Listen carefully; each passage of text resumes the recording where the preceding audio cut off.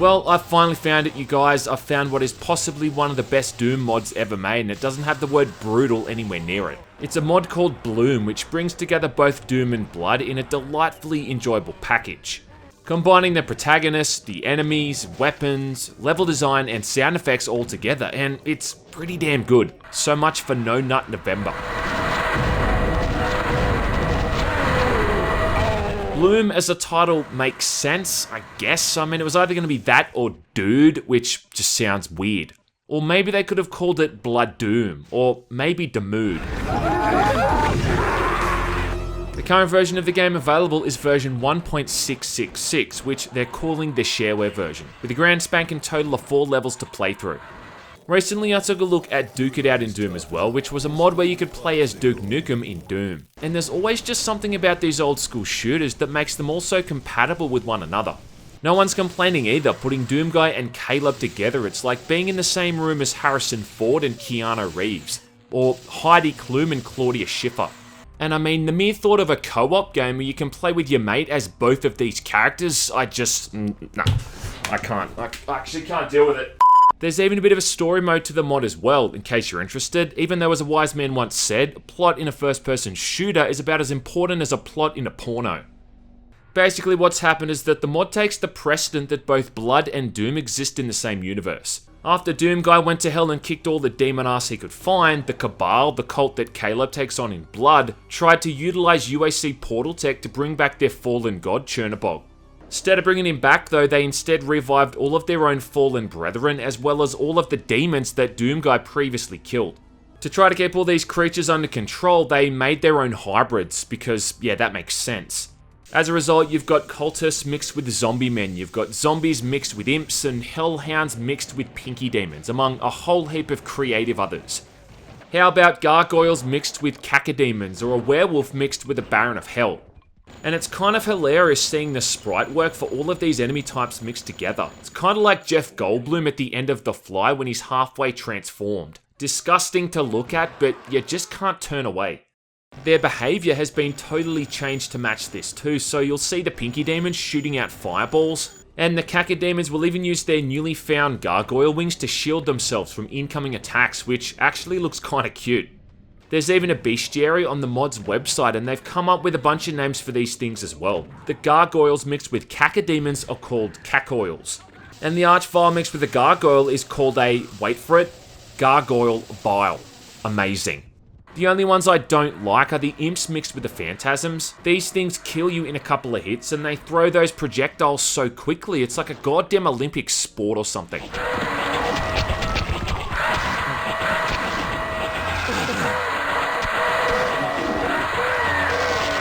Anyway, in terms of the level design, it's also purposefully a mishmash of elements from both Doom and Blood, and you're going to see a lot of familiar looking areas.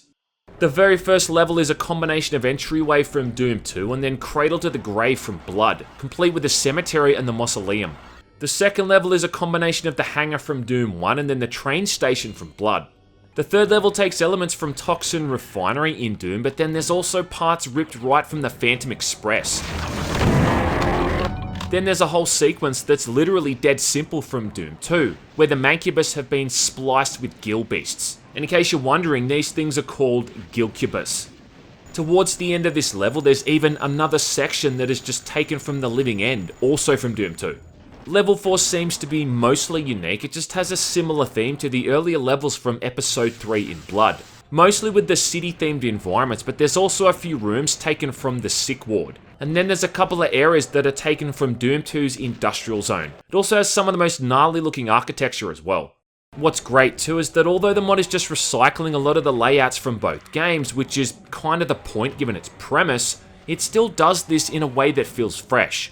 You're exploring these same areas again, but you're entering from different vantage points, and the way that the texture work and the architecture has been changed to seem otherworldly and alien makes it almost feel like you're playing it again for the very first time. You really do feel like you're coming across these bizarre, forgotten environments that have been stuck in this sort of otherworldly version of limbo. Surfaces shift between textures from Doom and Blood in a very seamless way, giving it the real feeling of these two worlds colliding. The atmosphere in some of these too is just incredible. One of the earlier levels, you're moving through a spooky graveyard and there's this thunderstorm and lightning in the distance, along with eerie fog that just moves past the player. I mean, this might be some of the coolest looking shit I've ever seen in a Doom mod. When you're on the front of the Phantom Express, it's almost haunting how the train is hurtling down this never-ending track towards nothingness. Somehow too, despite it running in the Doom engine, this looks better than the build engine. It's really just a fantastic looking mod. Another great example of talented people who know what the hell they're doing, making 20-something-year-old technology look relevant and aesthetically pleasing. It should be said too that you can either play as Caleb or Doom Guy, with each of them having their own separate weapons and abilities. Doom Guy obviously has his pistol, shotgun, super shotgun, chain gun, rocket launcher, and plasma rifle. And Caleb has his flare gun, sawn-off shotgun, Tommy gun, and all that other crap too. New weapons are a single-barreled shotgun and a revolver. The revolver I think being about as effective as trying to shit out a dumpster fire. And then instead of the BFG, Caleb's got his voodoo doll. The main difference between playing as these dudes is that Caleb has alternate fire modes for his weapons, like in Blood, whereas Doom Guy is limited to using his weapons in their traditional form. Now this arguably makes Caleb more effective to play as, or at least it gives his shooting more options. And using his sawn-off shotgun, which functions the exact same as the super shotgun, except now with a much more increased firing and reloading rate, makes that weapon just an absolute beast. Doom Guy can also throw grenades, and if you've played any of those brutal mods, you'll know how powerful these things can be.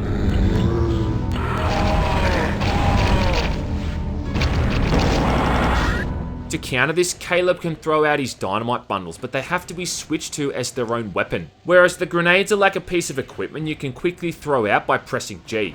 And I'm not too fond of how the dynamite feels in this mod. It's not going to feel exactly like it does in Blood, but the charge up speed feels too slow. And the trajectory when you throw them feels kinda wonky.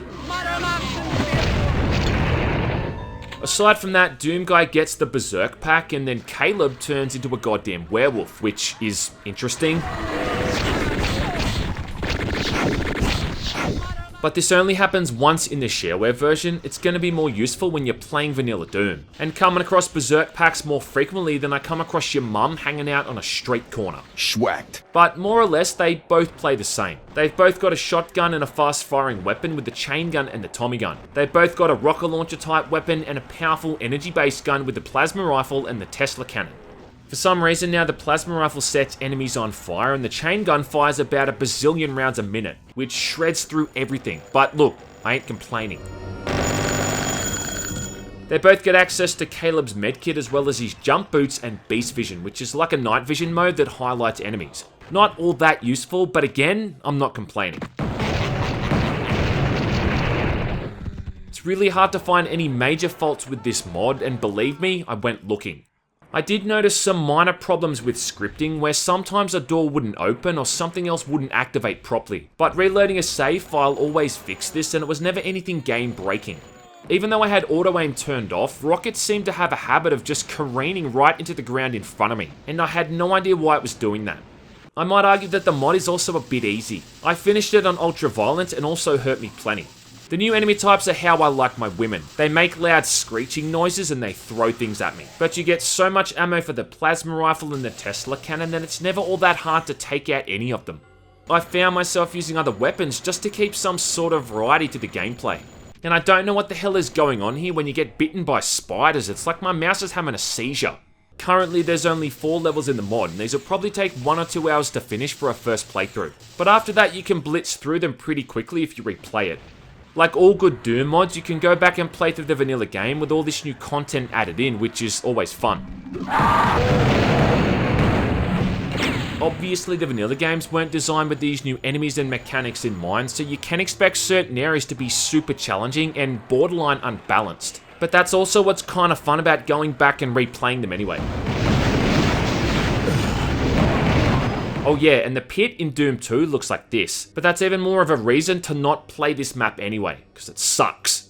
Even in this early state though, I can't not recommend the mod. I think most of the time I was playing it, I just had this shit-eating grin across my face. Laughing at how appealing the sprite work is, marveling at the layout of the levels, and also just being amazed at how much heart and soul has gone into the whole thing. Doom mods are a dime a dozen, but this mod is definitely, I think, in the upper echelon of what's out there. It combines two of my favourite first-person shooters into one experience. It's like combining whiskey and vodka into some kind of super alcohol. Only thing is you can play this mod for 6 hours and not get a horrible hangover. So while we all wait for the next throwback shooter to be released on Steam or Doom Eternal to come out, this mod for the meantime will make a fun distraction. And I'm sure it's going to be even better when it's finally finished.